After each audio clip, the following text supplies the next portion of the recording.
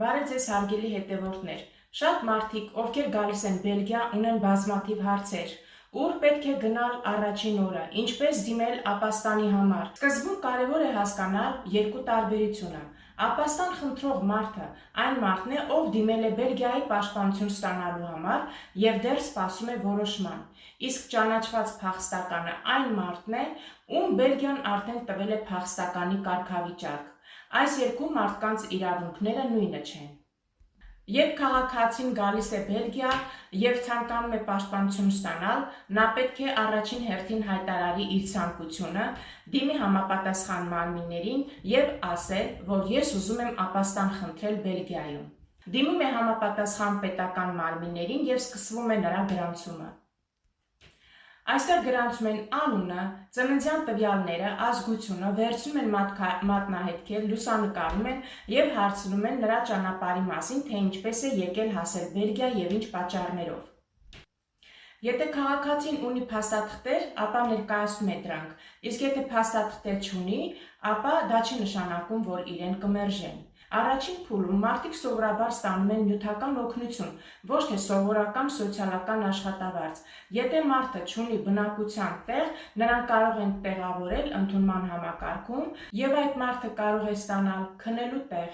սնունդ, հիգիենայի պարագաներ, բժշկական օգնություն, սոցիալական աշխատողի աջակցություն, իրավաբանական խորհրդատվություն։ Այս օգնությունը կազմակերպվում է FEDESIL-ի եւ նրա գործընկերների միջոցով։ Որոշ կենտրոններում կարող է մասնակցել նաև Կարմիր խաչը։ Շատ կարևոր է հասկանալ, որ Կարմիր խաչը չի որոշում մարդը փախստական է թե ոչ, նա միայն օգնում է մարդուն այդ դժվար ժամանակահատվածում։ Ապաստանի գործընթացի ամենակարևոր մասերից մեկը դա հարցազրույցն է։ Մարդուն հարցնում են, որտեղից եք եկել, ինչու եք լքել ձեր երկիրը, ինչ վտանգի եք ենթարկվել եւ ինչու չեք կարող վերադառնալ։ Անցնելով հարցազրույցը, նրանք որոշում են, արդյոք մարդը համապատասխանում է փախստականի կարգավիճակ ստանալու պայմաններին, թե ոչ, եւ որոշում են կամ տալ փախստականի կարգավիճակ, կամ մերժում են։ Մերժումը կարող է լինել տարբեր պատճառներով, օրինակ, առաջինը, եթե մարդը չի կարող ցույց տալ, որ իր կյանքին կամ ազատությանը վտանգ է սպառնում, եթե պատմությունը վստահելի չէ, օրինակ, պատմությունը անդադար փոփոխվում է, կամ այն չի համընկնում ընտանիքի անդամների պատմած պատմությունների հետ եւ հակասում են միմյանց, կան հակասություններ եւ կան կեղծ փաստաթղթեր։ Եվ երկրորդ, եթե մարդը պարզապես ուզում է տնտեսական պատճառներով գալ Բելգիա, փախստականի կարգավիճակը տրվում է ոչ թե աշխատանք փնտրելու համար, այլ պաշտպանության կարիք ունեցող մարդկանց համար։ Եվ երրորդ, եթե մարդը արդեն պաշտպանություն ունի այլ երկրում, ապա նույնպես մերժվում է,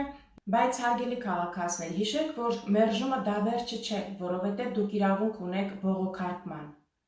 Մինչև կարգավիճակ ստանալը, ինչ իրավունքներ ունեք։ Ապաստան խնդրող մարդը իրավունք ունի օրինական մնալու հնարավորություն ամբողջ գործընթացի ընթացքում եւ ընդունման օգնություն, բժշկական օգնություն, իրավաբանի օգնության հնարավորություն, թարգմանչի օգնություն, երեխաները իրավունք ունեն գնալու դպրոց, մեծահասակները կարող են սովորել լեզու, եթե Բելգիան եռալեզու պետություն է, կարող են սովորել ֆրանսերեն, նիդերլանդերեն կամ գերմաներեն։ Դրանից հետո, երբ մարդը ճանաչում է փախստական, ապա նրա իրավունքները ավելի են մեծանում։ Փախստականի կարգավիճակ ստանալուց հետո քաղաքացին առաջինը ստանում է կացության իրավունք։ Հետագայում կարող է ստանալ ավելի երկարաժամկետ իրավունք, աշխատանքի իրավունք, սոցիալական օգնություն։ Ինչպես նաև քաղաքացին կարող է դուրս գալ ընդունման կենտրոնից եւ փնտրել սեփական բնակարան, ինչպես նաև ընտանիքի վերամիավորում, որոշ պայմաններով կարող է դիմել ընտանիքի անդամներին իր մոտ բերելու համար։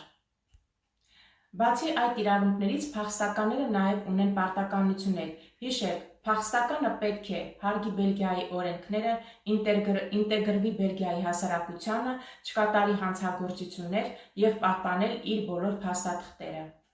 Հարգելի քաղաքացիներ, ավելի շատ հետաքրքիր տեղեկություններ ստանալու համար կարող եք բաժանորդագրվել Լիանա Բալյան YouTube-յան ալիքին։